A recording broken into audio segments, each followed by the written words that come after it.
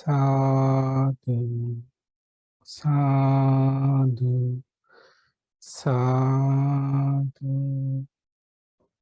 Namo tassa bhagavato arahato samma sambuddhassa.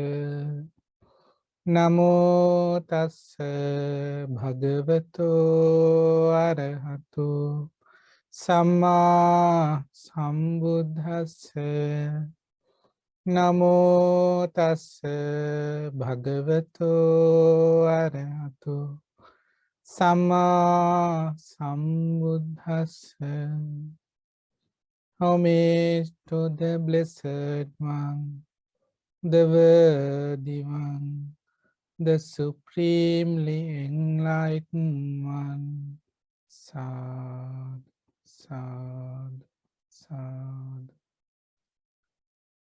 Let's pay our respect to our teacher, Most Venerable Kiribati Guru Nyanananda Thero, for teaching us the teachings of the Supreme Buddha.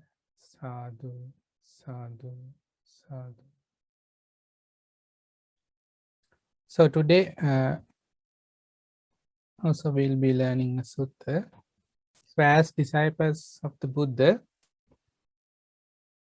what is the beginning point? Where does a disciple begin to begin his journey, the spiritual journey in the within the Buddha's dispensation? Where does it all start? How have you understood so far? Like, where do you have to focus? The very beginning? No idea? Where does it all begin? I think,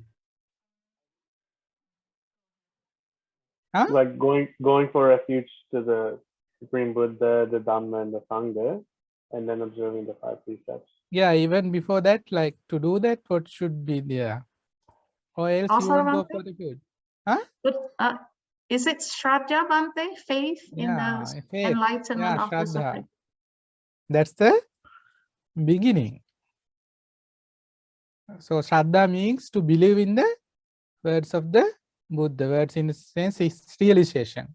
Saddhati tathagatas bodhing, we say.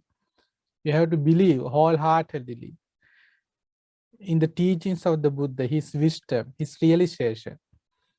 And then you believe in the qualities we chant, no? When we say the Buddha's qualities, Itipiso Bhagava Arahant, is an Arahant, Samma Sambuddha. Likewise, then we discuss his qualities. So a faithful disciple wholeheartedly believes that Buddha possesses these qualities, and then he believes in what he taught. So that belief helps him to progress in the path. Or else you have doubts. And doubts, what is it's a hindrance, no? In the path, it hinders your progress in the Noble Eightfold Path, because there are 5 hindrances: sensual pleasure, ill will, sloth and torpor, regret, and the restlessness, and skeptical doubt, we say. He's doubtful of the practice. He find it difficult to believe in the qualities of the Buddha, Dhamma, Sangha. So with doubts, you can't progress in the path. That is the danger there. So the faith is also twofold. We say we say faith that is groundless. Okay, faith that has no roots. And then there's the faith that is born of wise consideration. We say akaravati saddha. That means you learn the teachings of the Buddha, and then on your own you contemplate upon the teachings. With your own wisdom, you try to understand and apply it to the daily life so that it makes sense to you as a person.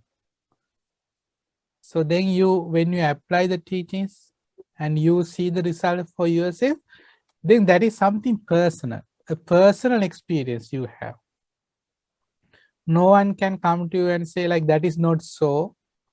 that doesn't work, that this doesn't work. No, you have your hands-on experience is there because you are a practitioner. You had faith in the teaching, then you put into practice, and when you see that it works actually, then what happens? Your faith grows. Grows in the sense, for a tree to grow, what should be there? There has to be the roots. No, roots has to go into the earth. It should spreading. Amulika Saddha is faith without roots.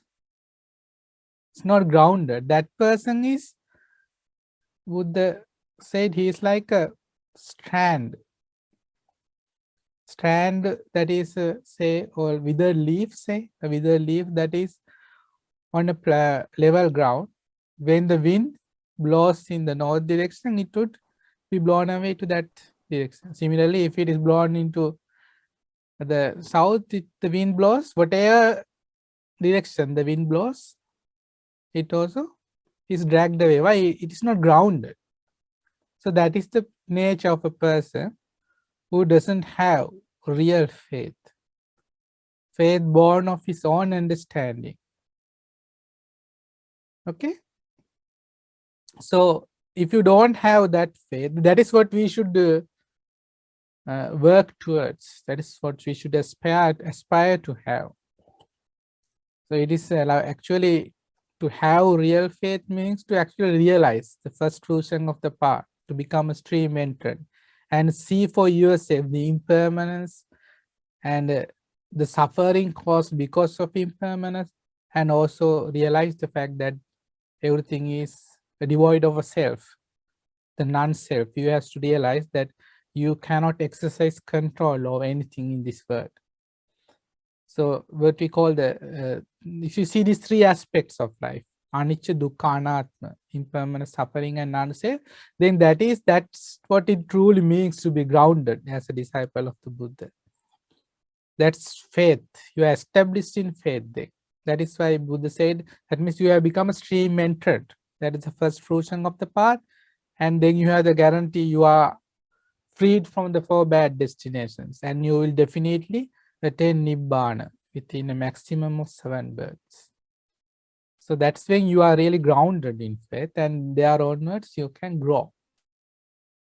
It is when you become an Arahant, then you have truly experienced the teachings of the Buddha, just like the Buddha thing, then your faith is 100%.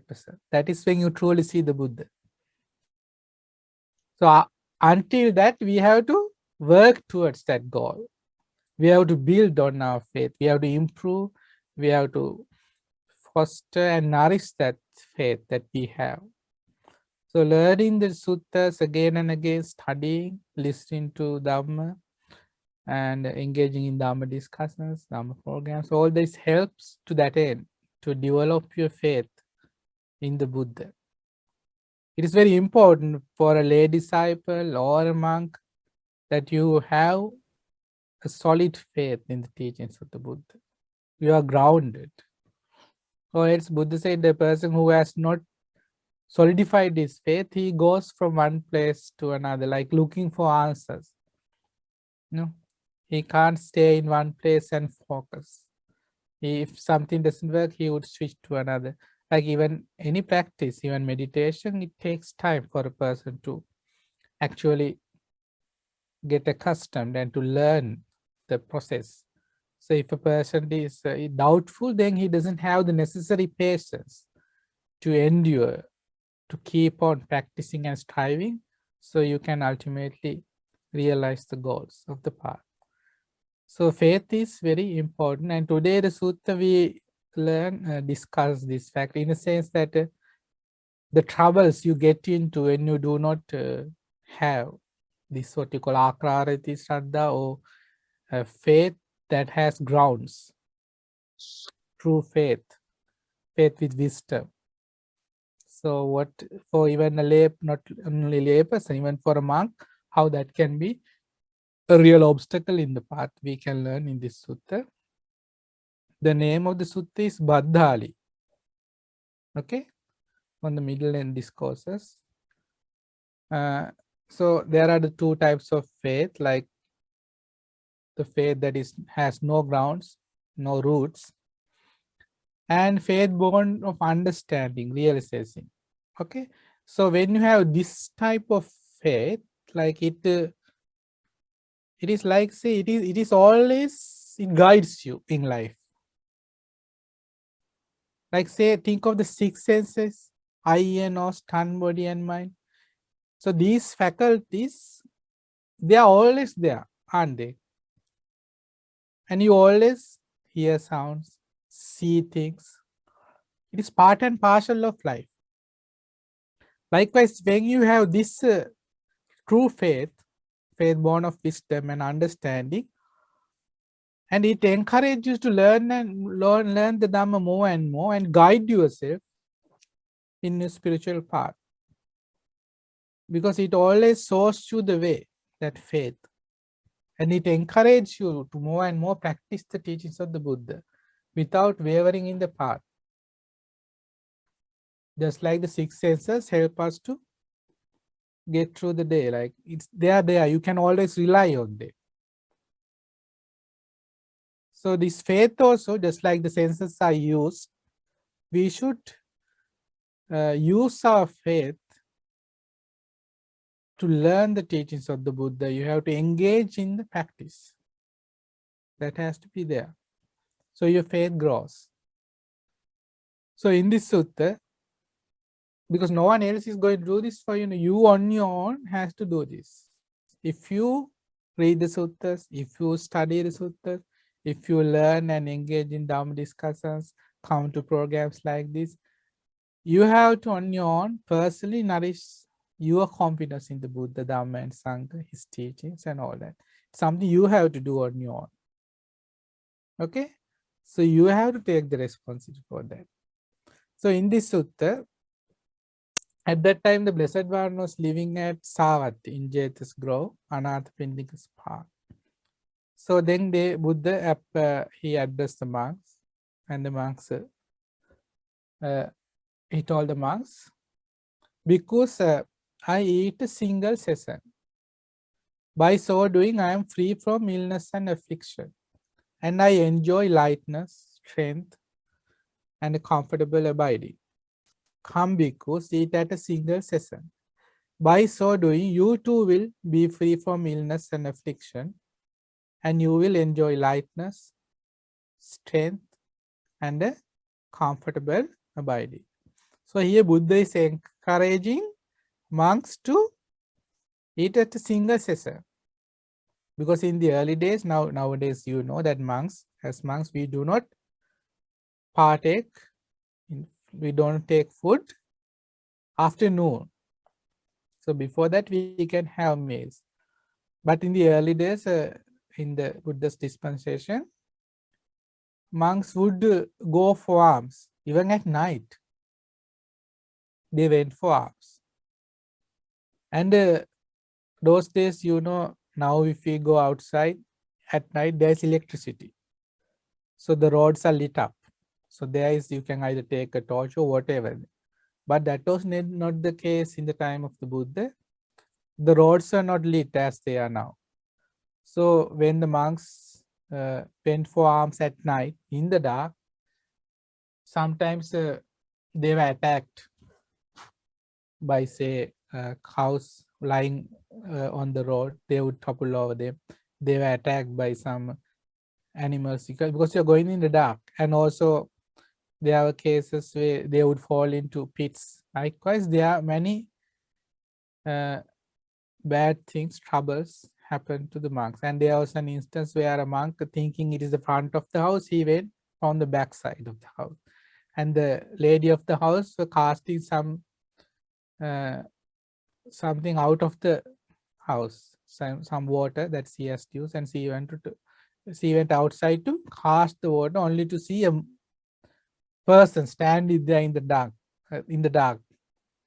And when you see a monk in robes with the head shaved and all that, she got scared, thinking that it was a ghost or something.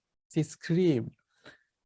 And likewise, these many troubles, many things like this happen because monks were going for alms at night. And then it came to the notice of the Buddha. Then Buddha said, because I eat at a single season. So we see that the Buddha, right from the beginning, he had been eating only a single session. Then only Buddha told the monks, because I am doing so, I am free from illness and affliction. So if you want to have long health, and here you see he's free of illness and affliction, enjoy lightness, strength, and comfortable abiding. So if you want to have all this, then you can also eat at a single session. Because the body need a rest at night before you go to bed. If you eat or to have consume a lot of food, what happens then? Overnight, it has to digest, no? That process is ongoing even in your sleep. So the body doesn't actually get the rest it needs. See? And also there is actually, when you can eat afternoon time, all day long, we eat things, take snacks, and that leads to obesity, high cholesterol, and all the sicknesses, the illnesses. That's a huge problem these days, no? In any country, for any person. So all this is not there. And we, as monks, we actually experience that happiness, like that comfort of having meals only in the morning session, before noon. In my case, I have only in the noon, so one meal. But I am okay, like you can see, no, I am not lean or something like. So it doesn't matter. But in the case of lay people, maybe you are hardworking. But still, if this is the teachings of the Buddha, you can survive. You can survive and you can live a long life as well if you eat a single session before noon as it is. So that's not easy. It's not easy, because I remember even myself when because on the Uposatha day, when we emulate the Arahants in the beginning, when I was a layperson, when we went to the monastery and we observed the 8 precepts, it was very difficult for me, unlike my brother and sister, to actually not eat afternoon. So at sometimes I forget. So when you see food along the way from the monastery to going back home, when you see food, there are food stalls, and you know that you can't have it. That temptation is there, then the hunger is even more, I feel. So it's not easy for any person. It takes time, but it's worth. So that means you are putting an effort, because food itself has all the 5 chords of the sensual pleasures. If you think of a food, there's the beauty of it. There's a sound, when you actually consume the food. So it's a papadam, or if the crustiness is there, there is sound. That is, we are also attracted to that even. We don't realize though. Then the smell of it, the taste, the contact, how it feels. No? All that is there, the 5 chords of sensual pleasure. So you are actually stifling your desire to actually consume the food, means that there's effort there, there's mindfulness. So there are a lot of benefits. You're actually practicing when you refrain from eating afternoon. So there is a case I remember in another sutta, where a monk, 2 monks, Buddha said, 2 monks comes. Buddha says, okay, think monk, this happens. Okay, what happens? 2 monks come who are really very hungry. They have not eaten they have foregone few meals, and they're starving. And Buddha, from his portion of his meal, Buddha give them some part of his pindapata, gave it to the monk and say, the 2 monks, if you wish, monk, you can have half of my share. And Buddha said, 1 monk accepts the pindapata given to him by the Buddha, and he deals with his hunger. He takes the food and he is no longer hungry, and he abides peacefully the night, because he's a monk who has foregone the meals for quite some days, so he's very hungry. Then there's the other monk, similar scenario. So he is also very hungry, but he still refuses. No, I'd rather not have.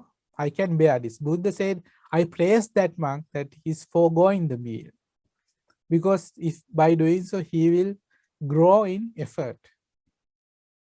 Effort grows within him. So it is to that monk that Buddha praised, not the one who accepted the food, regardless of being hungry. Both were very hungry. So likewise, if you, that is when you practice Uposatha day, emulate the Arahants, then you are taking now more precepts, means there is more effort on your part for the practice. So here Buddha encourages the monk. This is the moment actually Buddha first established this training rule of not to take after noon time. So then Bhaddāli was also there, this monk. Okay, that this sutta is named after this monk Bhaddāli, who was a rather old monk, but a Thera bhikkhu. Who is a Thera bhikkhu? Who is a Thera? No, who is a Thera bhikkhu? A senior monk, we will say. Means a monk who has more than 10 vassa. Is a senior Thera bhikkhu. Okay, so he was old. He is old as far as age goes, and also he had been a monk for a long time in the dispensation. So he was a Thera bhikkhu. So when Buddha said, do not eat afternoon, eat at a single session, when this was said by the Buddha, Venerable Bhaddāli told the Blessed One, Venerable Sir, I am not willing to eat at a single session. For if I were to do so, I might have to worry and I might feel anxiety about the whole thing. I'm not comfortable with this idea of eating at a single session. Okay, so he refused.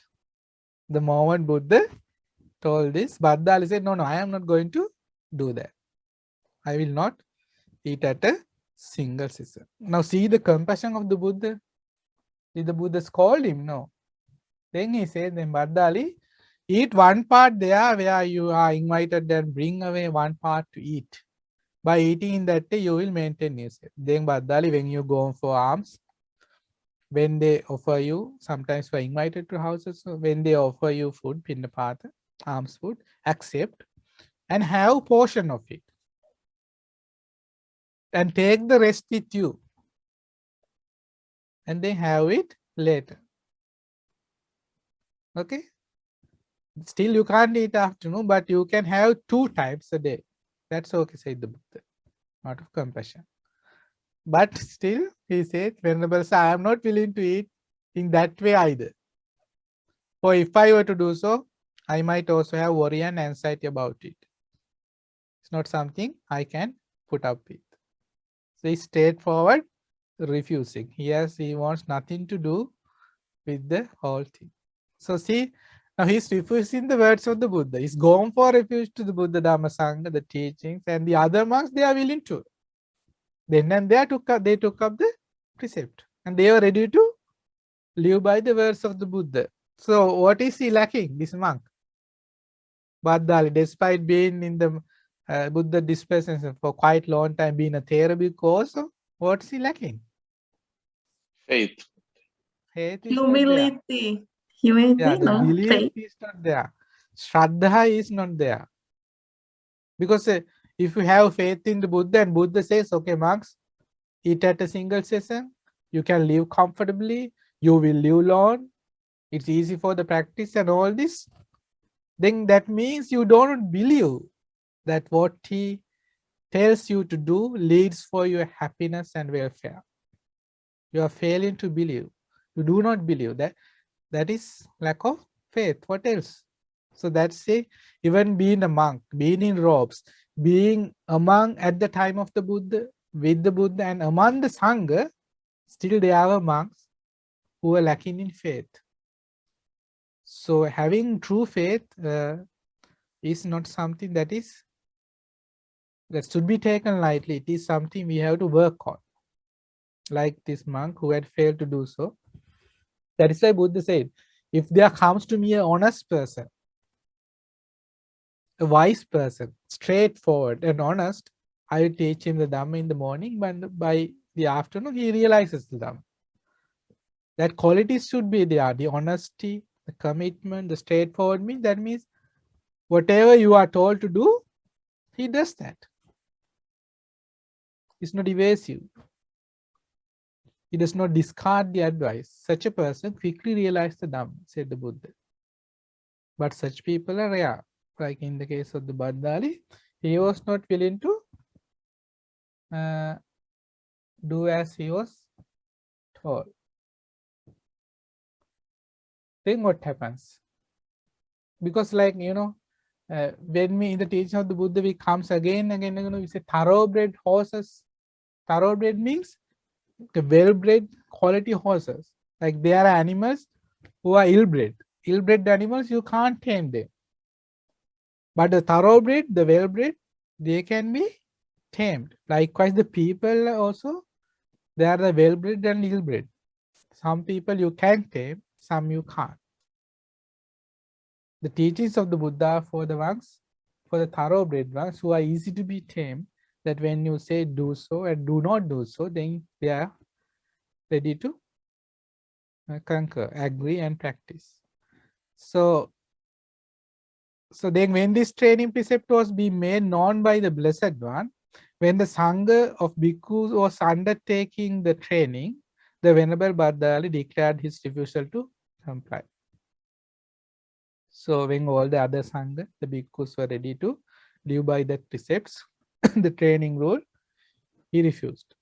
Then the Venerable Bhaddāli did not present himself to the Blessed One for the whole of that 3-month period of the reigns, as happens with one who does not fulfill the training in the teacher's dispensation. So what happened? So this was the reigns retreat. So Buddha and these monks, along with Bhaddāli and this group of monks, had attained reigns in a certain monastery. So they were living together for the rain season, the vast season. So because Bhaddāli refused to take up this precept, he could no longer be with the monks or face the Buddha. He could not be in the community. Though he was with them, he could not associate with them. Why? Because he was not keeping the precepts. Because all of the others knew he had refused to take up this precept. So he was not like though they were a monk, though he was among the other monks, he was not part of them. Because virtue is an integral part. So that is why Buddha said, no, with regard to virtue, whether you are among the monks, like whether you are among monks where everyone can see you, whether in your kuti, in a place where others can't see you, still you have to keep the precepts. Or else you can't progress in the path. So in the case of Bhaddāli, because he did not take up the precepts, he couldn't face the Buddha or the monks. That is why it says, he did not present himself to the Blessed One for the whole of that 3 months. See, just because he could not give up that small thing, he is living with the Buddha among Arhants, still for 3 months, he could not even go near them. So see the loss for this person. So as happens with one who does not fulfill the training in the teacher's dispensation, for the virtuous people, one of the benefits of being virtuous is you can approach any person, any group of person without, say, you are not taken aback by any group of people. When you are virtuous, you have that confidence that gives you. When you are virtuous, you are good in morality, you have a certain confidence, certain aura, you can approach any group of people. But now he was lacking that. That is why he found it difficult to face the Buddha and the monks. That is why it says, as happens with one who does not fulfill the training or the training rules, the virtue in the teacher's dispensation. That's something that happens.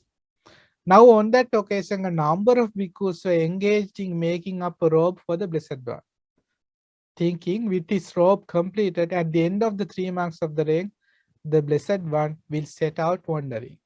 So normally, after the 3 months of the vast season, then comes the month where the monks sew new robes.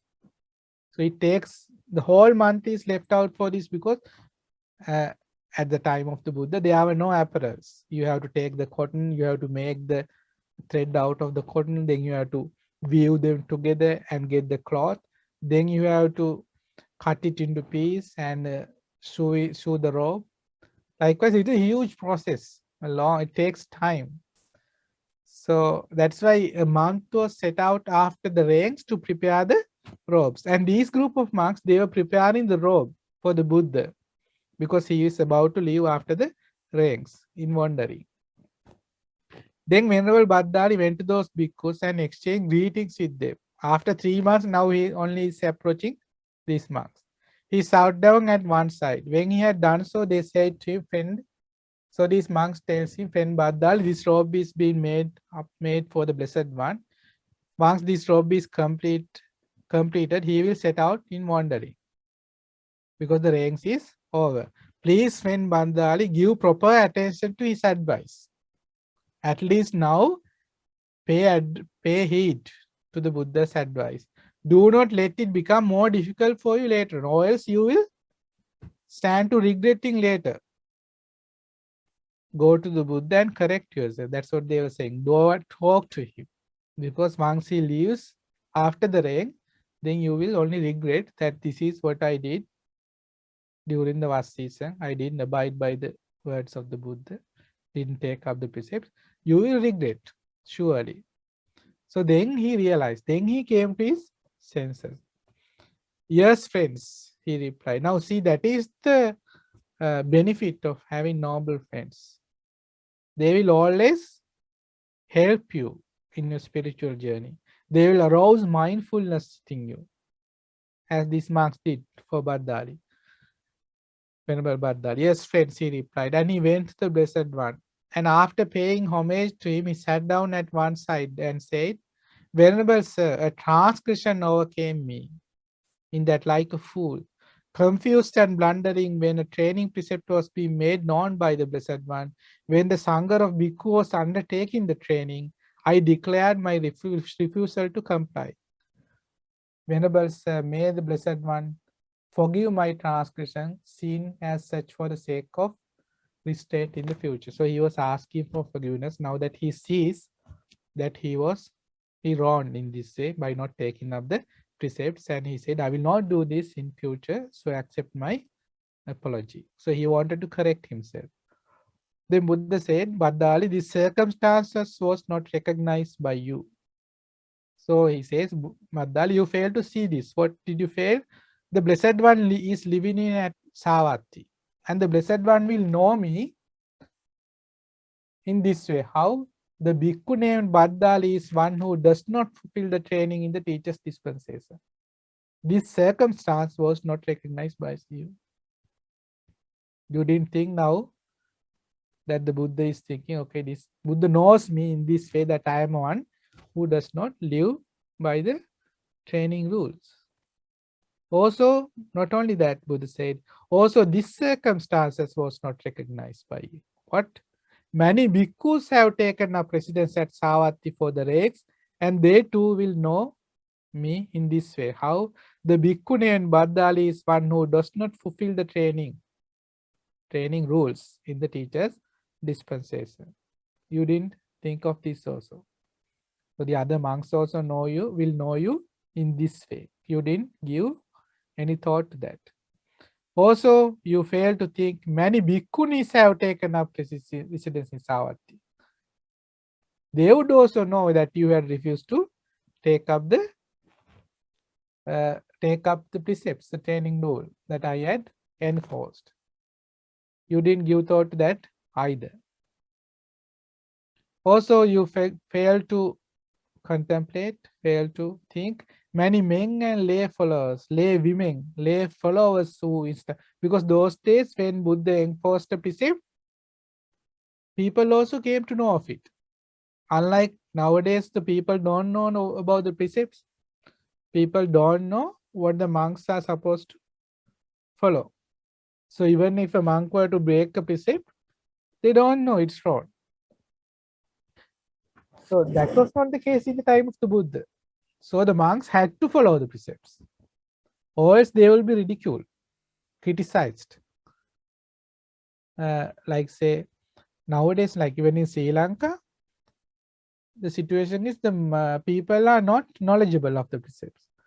At times we are, even when we say we are traveling on the bus or out of the monastery, there are times that we are offered food even after noon, because it's commonplace for some monks to consume food even after noon time. So the people don't know that it's not so, that you cannot do it according to teachings of the Buddha Vinaya. It's not allowed. People do not know. And people don't know that monks can't use money.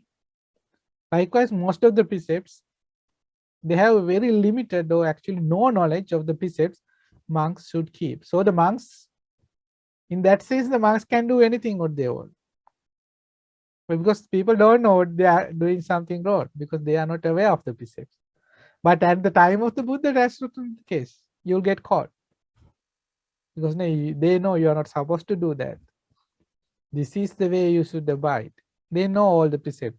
So that is why Buddha says, monk, Bhaddāli, now the lay followers, the female lay followers and the male lay followers living in Savatthi, they also know that you have not taken up this precept, that you refuse to take up the precept. So, but you didn't pay heed to that. You should have thought of that, Buddha said. Also, you did not recognize the circumstances where many recluses and Brahmins of other sects have taken up residence at Savatthi for the rank, and they too will know you in this way. How would they come to know you? The bhikkhu named Bhaddāli, an elder disciple of the recluse Gautama, because he was a senior monk, is one who does not fulfill the training in the teacher's dispensation. So in this way, he will be criticized by many for not taking up the precept. Then only he realized how severe is his offense. So he says, Bhaddāli, Venerable Sir, a transgression overcame me. In that, like a fool, confused and blundering, when a training precept was being made known by the Blessed One, when the Sangha of Bhikkhus was undertaking the training, I declared my refusal to comply. So please forgive me, Venerable Sir. So he asked for forgiveness. So Buddha then accepted the apology, saying, surely Bhaddāli, a transgression overcame you. In that, like a fool, confused and blundering, when training precept was being made known by me, when the Sangha of Bhikkhus was undertaking the training precept, you declared you refuse to do so. What do you think, Bhaddāli? Asked the Buddha. Suppose a bhikkhu here were one liberated in both ways. That means Ubato Bhaga Vimukti, liberated by both ways. Ubato Bhaga Vimukti means he is liberated, he is an Arahant. Ubato means like from both sides, as it is here. Liberated in both ways. Both ways means he develops a concentration or samadhi up to the 8 jhanas. Wisdom until he becomes an Arahant. So he is freed in that way. So it's called Ubato Bhaga Vimukti, liberated in both ways. And the Buddha says, suppose I tell such a bhikkhu, be a plank for me across the mud. Say there is Buddha is standing there, then he want to walk forward, but there is a puddle of mud in front of him. So he asked this monk, who is Ubato Bhaga Vimukta and Arahant, to lie down on the mud so Buddha can, so it's like a plank. So Buddha can walk over his body without soiling his feet. Suppose in such a situation, Buddha asked, if I were to tell him, be a plank for me to cross across the mud, would he be hesitant and squirm? Would he say no? What do you think? It's an Arahant who has fulfilled the training, who has sublime confidence, steadfast confidence in the Buddha. He would not think twice. No, Venerable Sir. That means he would then and there lie down for the Buddha. No, Venerable Sir, answered Bhaddāli. Then Buddha asked, what do you think, Bhaddāli, of suppose here was bhikkhu liberated by wisdom, Panya Vimukti. That means Panya Vimukti means a bhikkhu who has developed samadhi up to the fourth jhana and attained arahantship by developing vidarshana up to insightful meditation up to his wisdom, so that he has liberated from all taints, become arahant. So such a person also, when asked to lie down so the Buddha could cross over, he wouldn't think twice. Because of why? Faith in the Buddha. So then Kaya Sakhi. Kaya Sakhi means these are like stages in the spiritual journey. Okay, a noble path. Okay, fruitions. Kaya Sakhi is the person who has also developed samadhi. He can be your arahant or a person practicing the path to become an arahant or non-returner. So it's called a Kaya Sakhi. Okay, so even such a person would think twice if asked. Or one attain to view, that is a ditta patha. That means he is also progressing in the path with wisdom as the integral part in his journey. So he is also developing the samadhi up to the fourth jhana. So even such a person, if asked to lie down for the Buddha to cross over the mud, he wouldn't think twice. Then he asked Bhaddāli, what do you think of a Saddha vimukta? Saddha vimukta means a person develops his path based solely on his faith. That means that faculty is more prominent in that person. That's the meaning there. Because all of us have Saddha, no? But in his case, that faculty is more prominent. Then we have Dhammanusari. Dhammanusari means a person treading on the path to become a stream entrant. Even such a person wouldn't hesitate, would not squirm when he is asked to lie down. So that is the sort of Shraddha you should have towards the Buddha. Like you have give up your whole life for him. You are willing to do whatever is asked of you. So because in this case, the Buddha didn't ask Bhaddāli to lie down on the ground so he could walk on. He asked you to give up a meal, so that what happens? It's easy for you. It's good for you. It gives you a peaceful abiding. You can live long and it's easy for the practice, but still he was not willing to do that. Then a faith follower, Saddhanusari. Like that's the beginning, no? When you believe in the words of the Buddha and you begin the practice, even such a person, the faith follower is asked to lie down in such a way, they would do so without questioning because of their belief, faith in the Buddha. So even such a person would not hesitate. So what do you think, Bhaddāli? Were you on that occasion one liberated in both ways? So what were you? Who are you? Buddha asked him. Are you Prajñā Vimukta, Ubhatobhaga Vimukta, Saddha Vimukta, Dittapatta, Kaya Sakhi, or Sotapanna? Who are you? Are you any of them? He asked Bhaddāli. At least the faith follower? He asked, no, Venerable Sir, I am none. Because, he straight away refused to live by the words of the Buddha. Then Buddha said, Bhaddāli, on that occasion, were you not empty, hollow and mistaken? That's how he acted, no? He was empty, hollow and mistaken. Yes, Venerable Sir, it was wrong. I transgressed. So when the Buddha gave the precept, when Buddha laid out the precept, I did not take up it. Even when the Sangha took up the precept, I did still. So please, Venerable Sir, forgive me. So then Buddha forgives you. Okay, then here Bhaddāli, some bhikkhu does not fulfill virtue in the teacher's dispensation. He considers in this way, so Buddha goes on to say, having forgiven him, here Bhaddāli, some bhikkhu does not fulfill virtue in the teacher's dispensation. He considers in this way. Suppose I were to resort to a secluded resting place, the forest, the root of a tree, a mountain, a ravine, a hillside cave, a charnel ground, a jungle thicket, an open space, a heap of straw. Perhaps I might realize a superhuman state. a distinction in knowledge and vision worthy of the noble ones. He resorts to some such secluded restricted place, while he lives thus withdrawn. So this monk's a monk who is not willing to take up the precepts, who is not virtuous. Such a person thinks, okay, I need to seclude myself, go into the forest, into a cave, into a ravine, or anyway, I want to seclude myself and practice the path. And he wants to meditate, withdrawn from all others. But he is not a virtuous monk. Okay, he is not fulfilling the virtue, but he is looking for seclusion and practicing meditation. So then what happens? The teacher censors him. That means the teacher, the Buddha, condemns or criticizes such a person. Wise companions in the holy lives censor him.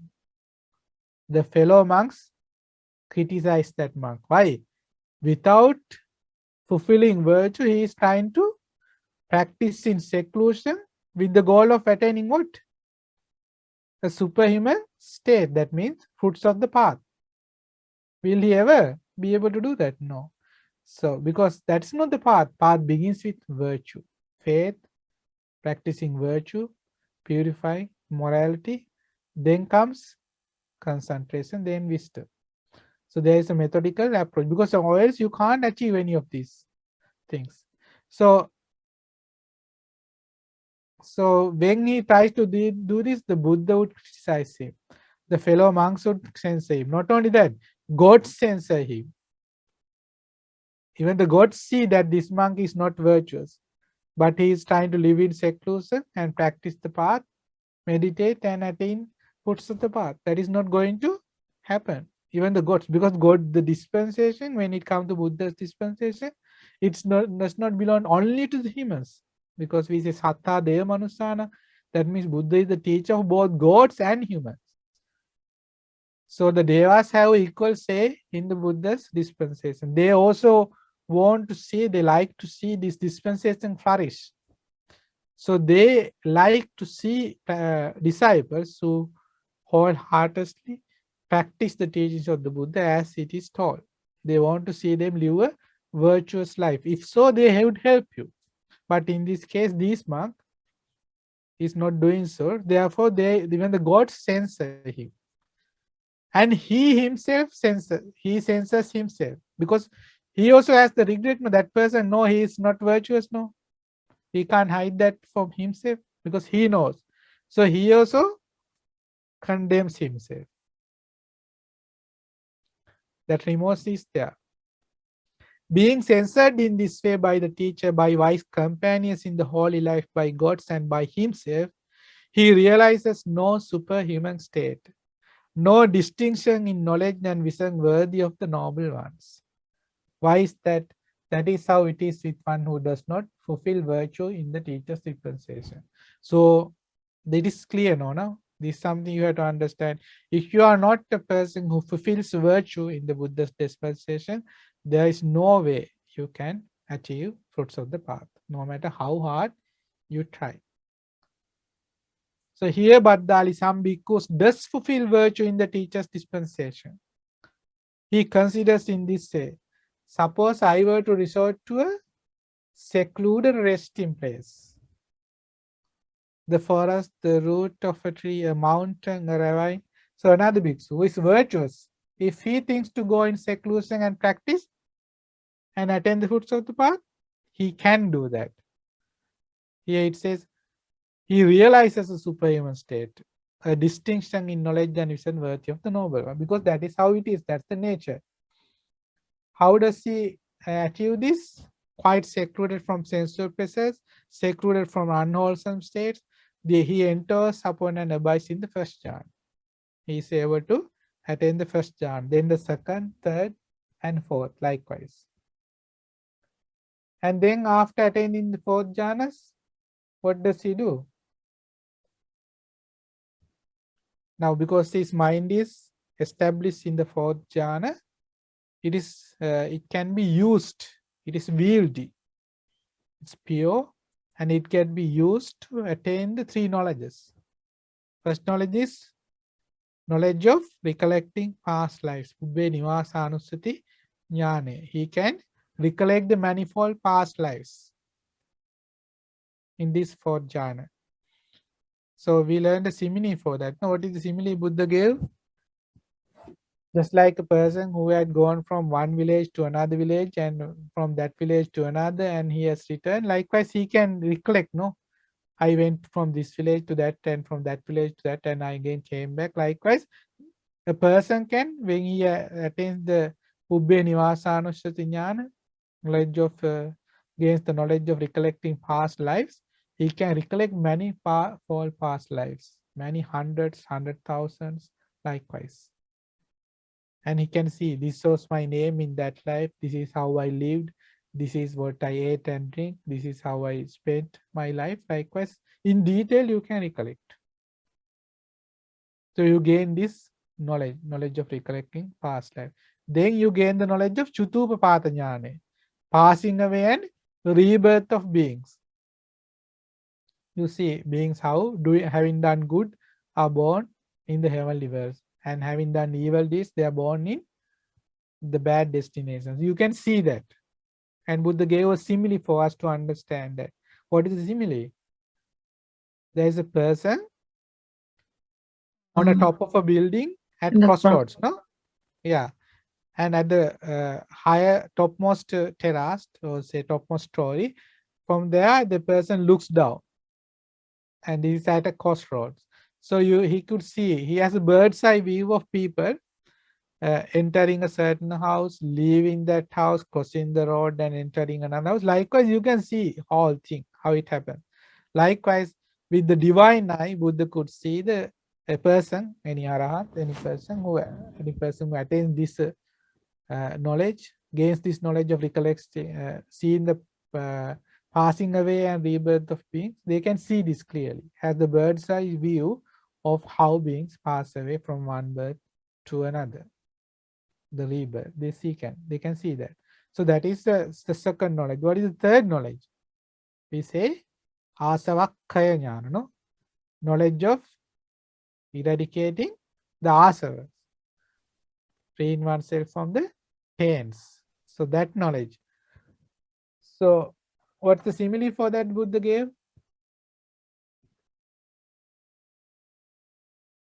There's a pond on the top of a mountain, and there is in that pond, because it is on the top of the mountain, it is not disturbed by the winds, so the water is very still and very clear and pure. It's free of any debris, so you can see the bottom of the pond where there are shoals of fish swimming here and there, and you can see the pebbles. Likewise, you can clearly see the taints that lie within the mind, so you can remove the taints, and you can see realize the Four Noble Truths with wisdom.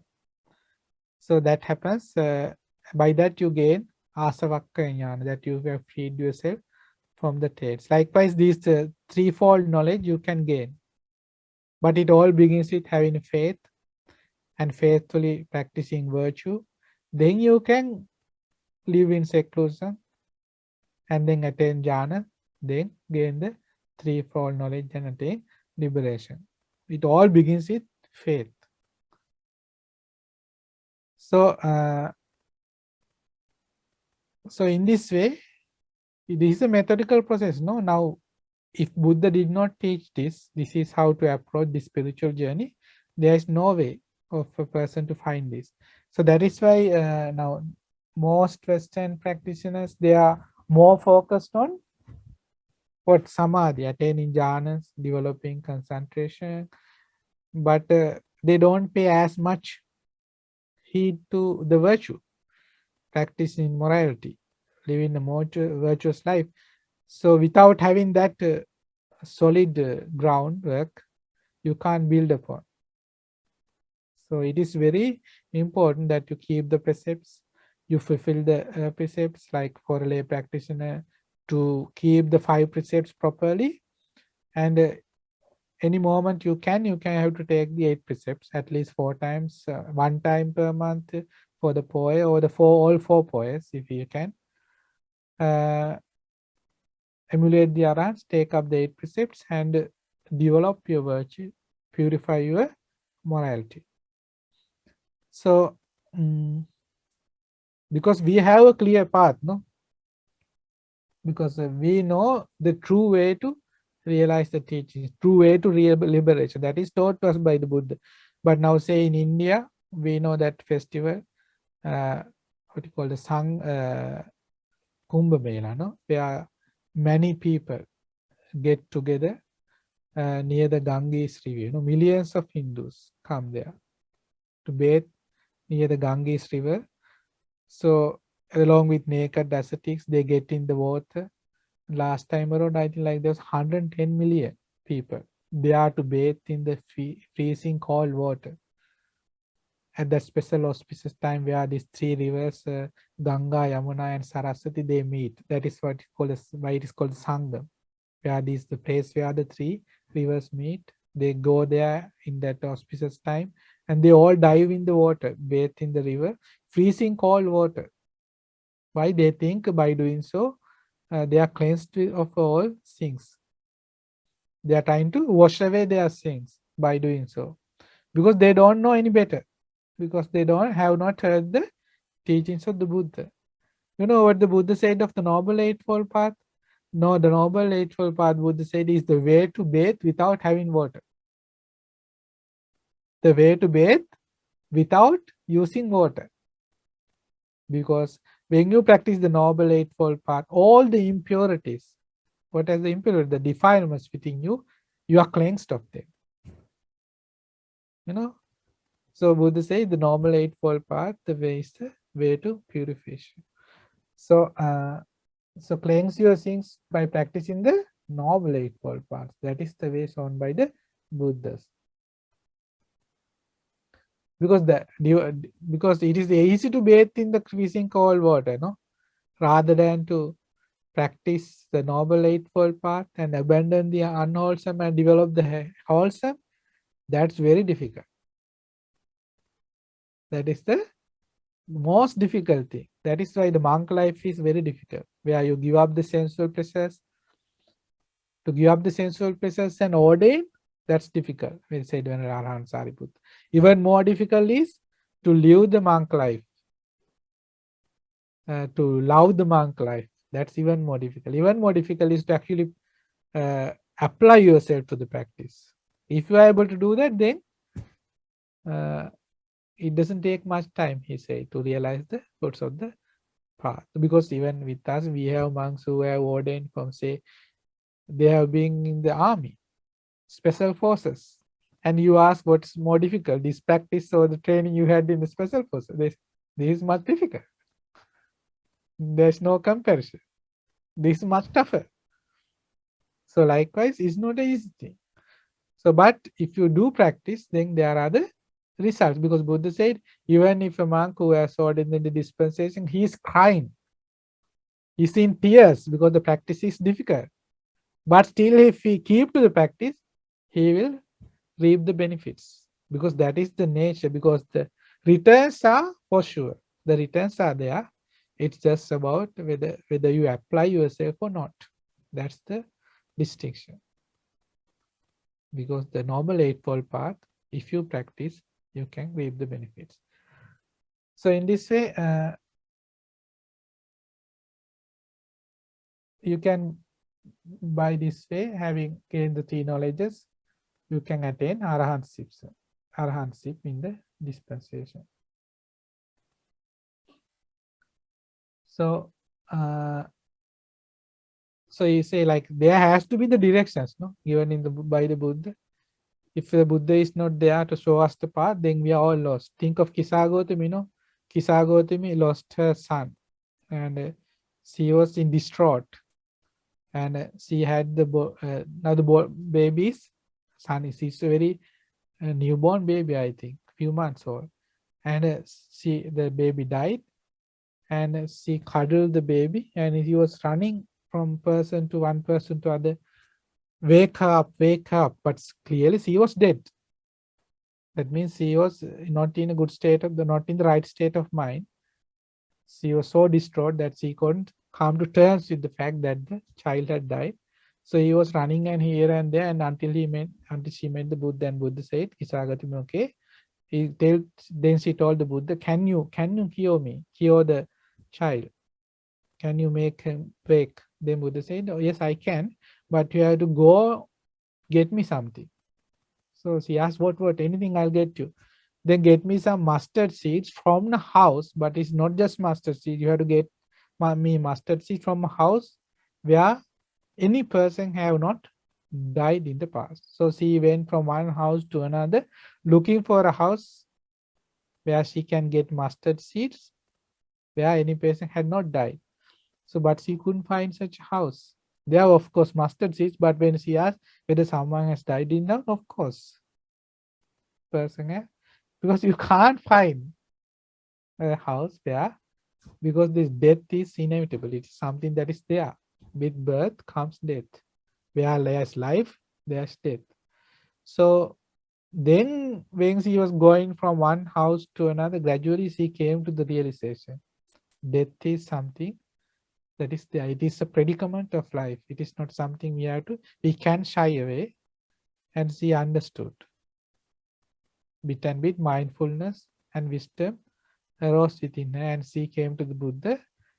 Before she came to the Buddha, she went to the cemetery, left the child there, departed, and came to the Buddha. Okay, I understand now. And then Buddha taught her the teachings. She realized the Dhamma. So likewise, even say, think of the foremost disciples, the most wise and most qualified disciples, even they, if they didn't come across the teachings of the Buddha, if Venerable Sariputta didn't meet Assaji, the Arahant, Venerable Arahant Assaji, he could not have realized the Dhamma, because the Dhamma has to be taught. Only a Buddha disseminate the Dhamma, begins to turn the wheel of the Dhamma, so the others can benefit. So now we are fortunate as disciples, that as humans, to actually be disciples of the Buddha and come across these sublime teachings. So then thereupon the Venerable Bhaddāli asked, Venerable say, what is the cause, what is the reason why they take action against some bhikkhu, hereby repeatedly admonishing him?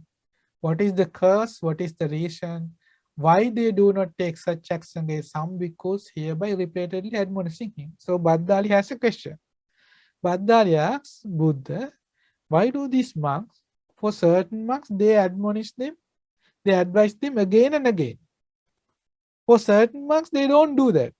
So he was asking this question because he felt that he was a monk, that he was advised again and again by the other monks. That's why he's asking this question from the Buddha. Why for us? Why for some it's otherwise? Why for other monks they are advised again and again, but for some it is not the same case. So why is that, he asks. Here Bhaddāli, some bhikkhu is a constant offender with many offenses. Okay, there is a monk who makes many mistakes. Here offenders means actually breaks certain precepts, do certain wrongdoings, likewise offenses. When he is corrected by the bhikkhus, such monks, he prevaricates. That means he is evasive of it. Okay, leaves the talk aside, shows disturbance. He gets upset, hate and bitterness. He does not show obedience. He does not comply with the senior monk's reasoning. He does not say, let me so act that the Sangha will be satisfied. So he is not ready to correct himself. When he is advised by the senior monks, he gets obsessed. He is evasive. He tries to change the subject. Okay. He does not comply with the senior monk's reasoning. So he does not he does not do anything that is satisfied. Like the monks, when they say, don't do this, you have to correct yourself, he is not ready to do so. So bhikkhus take in account of this matter. They think it would be good if the Venerable One examine this bhikkhu in such a way that this litigation against him is not settled too quickly. And the bhikkhus examine that bhikkhu in such a way that the litigation against him is not settled too quickly. In simply that means then, because then for such a person he would be repeatedly advised, because it has to be done so to correct that person, because he is not willing to correct himself, because he is not willing to see his errors and to right himself. Then such a person, he has to be repeatedly advised. And then, but there are some other bhikkhus, but here some bhikkhus is a constant offender with many offenses. When he is corrected by the monks, he does not prevaricate. He is not evasive. He does not leave the talk aside or show disturbance, hate, and bitterness. He is obedient. He complies with the senior monk's reasoning. He says, "Let me so act that the Sangha will be satisfied." So then the bhikkhus thinks of such a monk, it would be good if the venerable monks examine this bhikkhu in such a way that litigation against him is settled quickly, because he is ready to correct himself. He doesn't need to be repeatedly advised, because he is willing to listen. He is open to correct himself. Okay. Then there is a chance offender. Then Buddha talks of a chance offender. That means a person who from time to time make mistake. And there is one who is ready to correct himself. That person doesn't have to be repeatedly applied, repeatedly advised. Then there is a chance offender who is not ready to correct himself. Again, then that person has to be repeatedly advised. So that is the reason. Okay. Reason why some have to be repeatedly advised and others does not have to be done so. And then Buddha said, here some bhikkhus progress by a measure of faith and love. In this case, bhikkhus consider in this way. So because some bhikkhus, they live in the dispensation, they practice, they have a teeny bit of faith. We say Saddha mattam, Pema mattam. They have teeny bit of very minute sense of love and faith towards the Buddha. Saddha matta, Pema matta.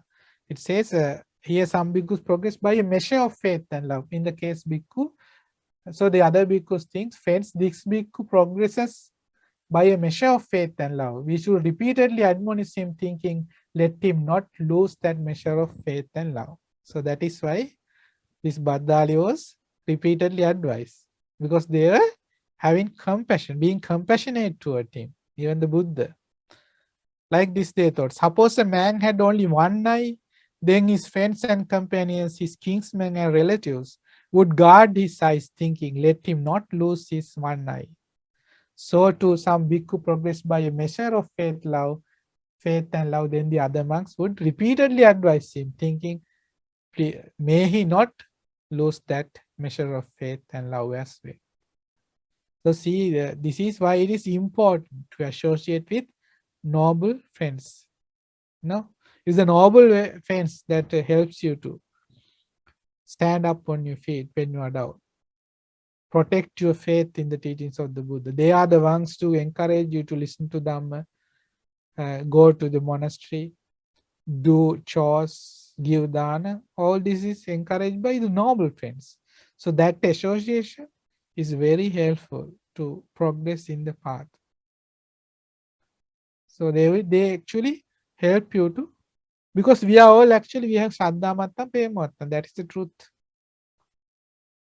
We have a certain measure of love and faith toward the Buddha that has to be protected and nourished and grown.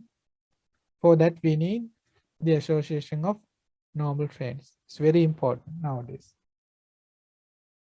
This is the cause, this is the reason why they take action against some bhikkhu here by repeatedly admonishing him. This is the cause, this is the reason why they do not take such action against some bhikkhu here by repeatedly admonishing him. So that is the case. Why? They have a measure of faith and love. I remember in a Sutta, Buddha said, until a person becomes a stream entrant, Buddha is very vigilant of that monk. He's always looking over that monk until he becomes a stream entrant. Because once they become a stream entrant, they are not subject to decline. They can progress in their path until then Buddha is very vigilant. See the compassion of the Buddha. Venerable sir, what is the cause? What is the reason why there were previously fewer training rules and more bhikkhus became arahants? What is the cause? What is the reason why there are now more training rules and fewer bhikkhus become arahants? Ask Bhaddāli.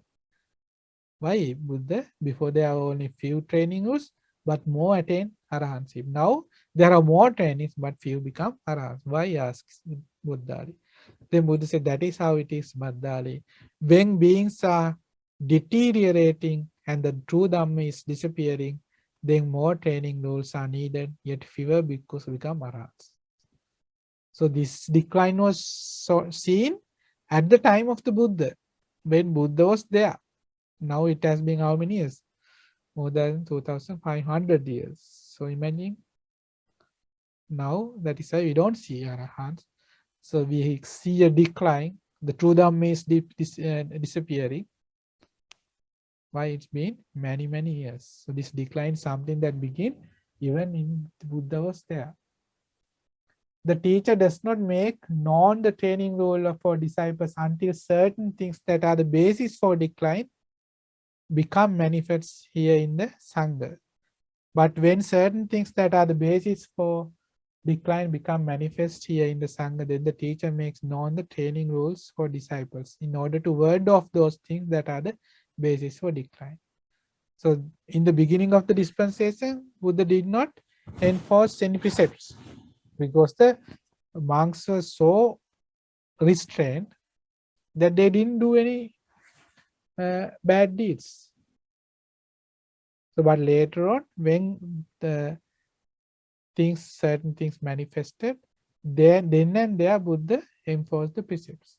If you read the Vinaya, you can see every precept is enforced because of an incident, a wrongdoing. So Buddha said, don't do this likewise. So gradually, Buddha in this way formed the Vinaya. Those things that are the basis for decline do not become manifest here in the Sangha until the Sangha has grown in numbers. So there are certain things that has to be there, like over time. Because of these certain things, this decline happens, says the Buddha. Those things that are the basis for decline do not become manifest here in the Sangha until the Sangha has grown in numbers. That is one thing. But when the Sangha has grown in numbers, then those things that are the basis for decline become manifest here in the Sangha. And then the teacher makes known the training rule for disciple in order to ward off those things that are the basis for decline. So when the Sangha grows, that is the reason for decline. Then what else? Until Sangha has reached the acme of worldly gain, that is also reason for declining qualities. The acme of fame. Acme means the peak of worldly gain, the peak of fame, peak of learning.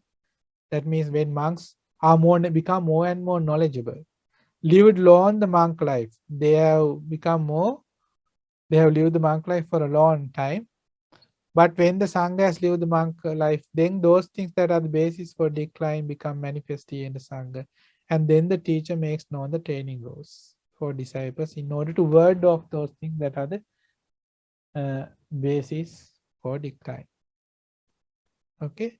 Because if a person does not possess faith, what happens is, think of a person who does not have akaravati saddha. Okay? So he doesn't see the impermanent suffering or non-self. So such a person would always try to promote himself, think highly of himself. So when the Sangha grows in number and you have such people among the Sangha, they would think, I am the one who get most of the fame. I am the most famous person. I am the one who gets the 4 requisites the most.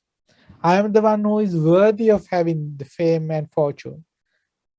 Like these ideas comes into mind of a such person. No, he thinks I am the most knowledgeable person. I am the most senior monk. Because he is always identifying himself as a self and thinks highly of himself. Why? Because he have not realized the fruits of the path. He doesn't see the impermanence, the suffering and non-self. Because why? He doesn't have faith. That is why these things, when there are more sangha, when the acme of fame, peak of learning, acme of worldly gain, and when monks have lived long, these things are conducive, give rise to decline. Then Buddha had to enforce the precepts. That's what Buddha is saying here. That's what happened. Why? Because there were such people who were not grounded in faith. If they were all Alarahants, or if they all had attained the fruits of the path, then okay. But among the Sangha, when they grew, there were monks who actually found it difficult to, like Bhaddāli, to ground themselves in faith. Then there were problems. Then Buddha had to enforce precepts step by step to ward off these things. Because when a new we have this saying in Sri Lanka, when a new bride comes to the house, in the early days, those days in Sri Lanka, they applied cow dung on the floor. This is way before, in the early days, okay? So the new bride would apply cow dung not only on the floor, but even in the ceiling. That means he was that obedient in the beginning. But over time, she is not that tidy like us. That means they decline over time. That's the idea. Okay? So in the same way, even monks, when they have lived the monk's life live long among the monks, they decline in certain qualities. In the same, they because they get conceited, they get arrogant, and they are not respectful against each other, like in the case of Bhaddāli. So such monks can be there. That is also cause for decline, having lived long in monk life, because you lose the freshness of it, just like the new bride. That's why Buddha said, be like the new bride. So you are always fresh, new. Then you are more humble. There's humility. Likewise. So then Buddha says, before Bhaddāli, there were few of those things that are the basis for decline in new Bhaddāli. So Buddha is telling Bhaddāli, before there were few of those things in the beginning, even in you, but now they have grown, these defects. When I taught an exposition of the Dhamma through the simile of the unthoroughbred colt, do you remember that, Bhaddāli? So Buddha is asking him of time before, when Buddha had taught this certain sutta with the simile, the young thoroughbred colt. Do you remember that, Bhaddāli?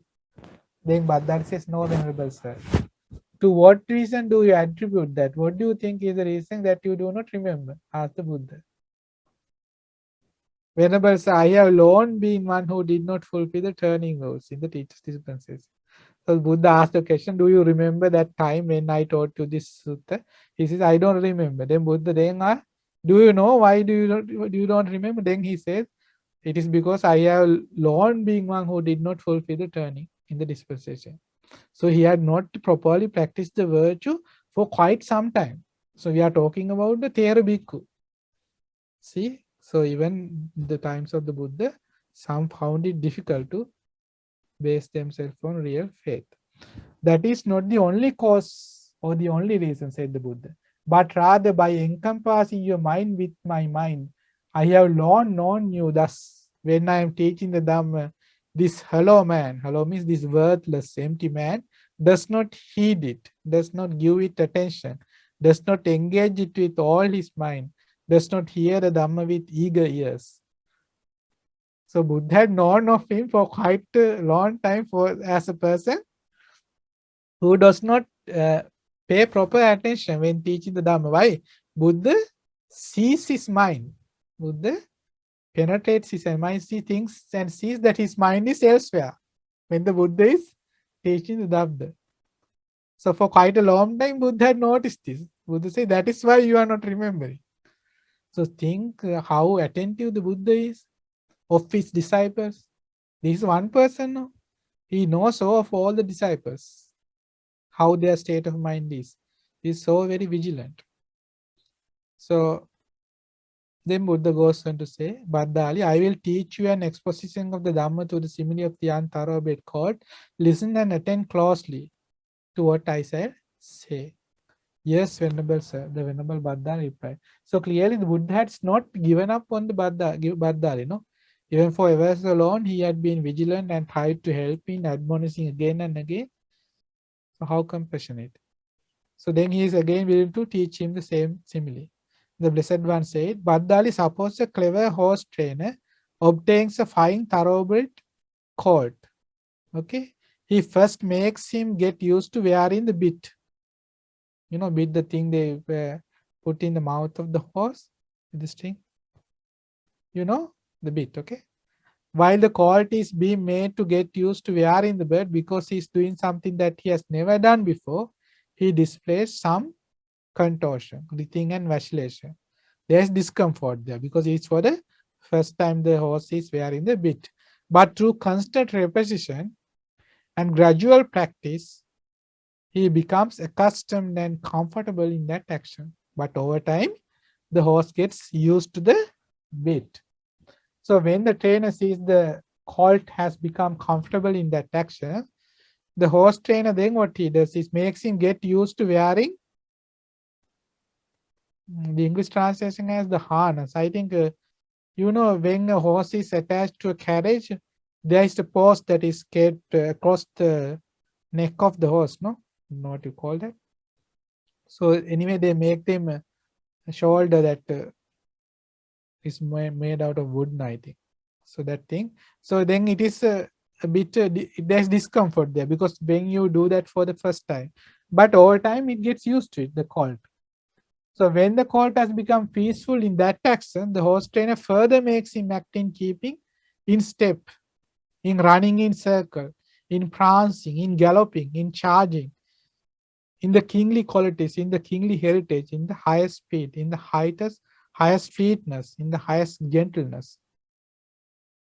So likewise, he is gradually trained and tamed. But each of these trainings, in the beginning, the colt finds it difficult and there is some discomfort. But over time, it gets used to that.